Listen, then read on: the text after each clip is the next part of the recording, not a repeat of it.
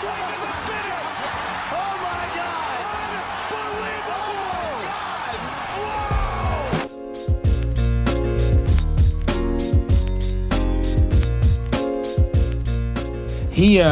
He admits that before the Pereira fight, he should have wrestled. He should have gone in there, and then he didn't, right? He goes in there and he wants to prove a point. He said ahead of your fight, I've been wrestling, but sometimes you go in there and it goes out of his head. Do you think he'll have an ego about his own stand-up that when this guy who's supposedly superior, he'll have to match you, or will he shoot for the legs? I mean, he did say he's a better striker than me, so I welcome him to try. But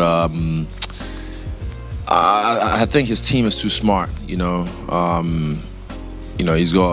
He trains at Extreme Couture. He's got Eric, Ray Sefo and them on his team. So if he listens to his coaches, this is different. This is not just a regular fight that his ego's gonna take in place. He wants this. I know he wants that. He tries to push it away, like you say, just to like, I guess, how do you do, what do you call it? Like, just like to relieve yourself of the pressure, if you will. But I think he's gonna wrestle. And I got something for his ass, because me and my buddy Craig Jones be hanging out a lot. So yeah, we've been around the world, we've been training, and I've been doing this for a long time, and I'm yet to, choke a motherfucker out. So that's one thing that's on my list, and I hope he wrestles. If not, cool, stand and bang, do the man dance, as you will. He's selling wolf tickets when he talks about that, by the way. It's just, I don't think he's gonna man dance with me, and if he does, I'm a better dancer than him. He talks like, I want to kill and all this sort of hyper aggressive stuff. But do you believe, Cap, when you look at when you look at the other guys you fought, is he this really tough guy that can get in there and have a war and see you through to the end, or is it just these are all words that just disappear when he steps in the cage? He looks good against guys who are human punching bags. Roll back the tape, UFC 253. I said the same thing about Paulo Costa. And this is not my ego talking. This is just me speaking strictly facts. I said Paulo looks good against guys who are human punching bags. Look at fucking Deshaun's last fight. He fought the Bus, and he was a fucking human punching bag. Just stood there and got beat the fuck up. And I told you guys, Paulo will not catch me. I will catch him eventually. And I told him I was knocking the fuck out. And I did. Again, this is not my ego talking, it's just me speaking facts. Sean fights guys and looks good against them because they let him look good against them and they let him get in their head. But again, I've done this how many times? This is deja vu. This is deja vu to me. Like, all this shit's semi-fun, but what I really want to do is just fight. I really want to fight and showcase, and also watch my team showcase as well before me. And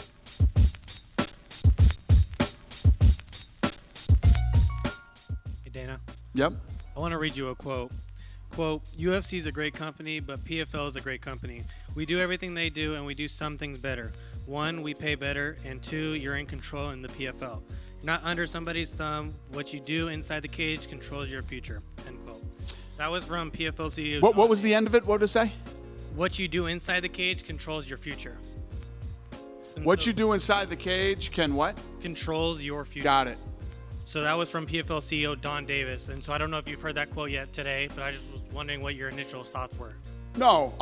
Well, there's one of two things in that. There's either a lot of delusion or he's uninformed. Almost everything in that statement is incorrect, except for what happens in the cage determines your future. I think that's the only right thing that he said. And you know what? Good for him.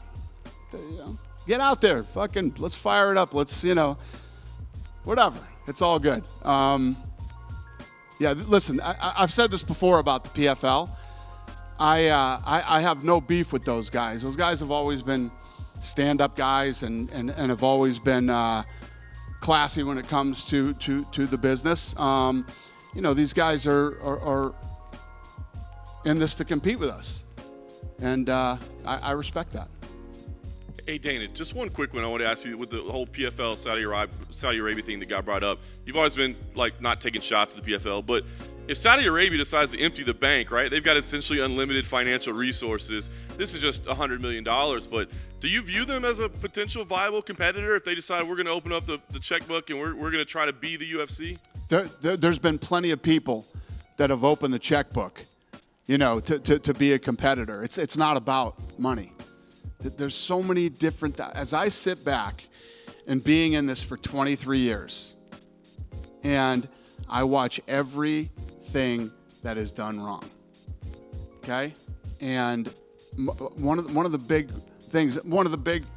things he said in there, which is absolutely false, is that they pay more than the UFC, which is absolutely, positively not true.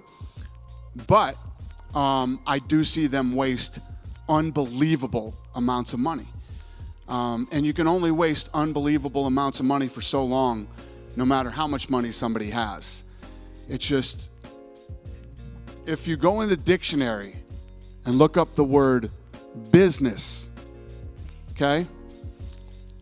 There's business and then there's charities. I'm involved in both. I run a business and I do lots of things for charity. Most of these other guys are all running charities, not businesses. And like I say, you can only do that for so long before it runs out and it ends. So we will see. You know, I've seen you guys, when you guys ask me these kind of questions, you ask me like this is the first time I've seen things like this, or the first time somebody with money was getting involved. It's about a lot more than money. Kind of piggybacking off of the PFL talks, there was all these rumors of the PFL talking about purchasing Bellator, that Bellator was possibly up for sale. If they are in fact, or were in fact up for sale, has the UFC expressed any interest in possibly buying out Bellator? Why on God's green fucking earth would anybody buy Bellator? So when we were just talking about business and making the right moves and making right decisions, there's been lots of bad ones. Bellator would be one of the fucking biggest. Why anybody would buy Bellator is beside them. But, hey, I know. Sit back and see how this plays out. I'm excited.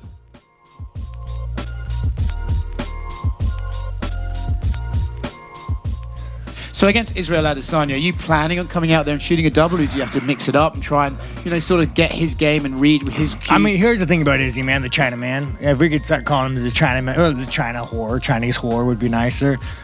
You fight a guy like that, dude, fucking little twinkle toes, running around, dance around, it's hard to shoot. You know, you're going to have to go nose to nose, dick to dick, and make it a war.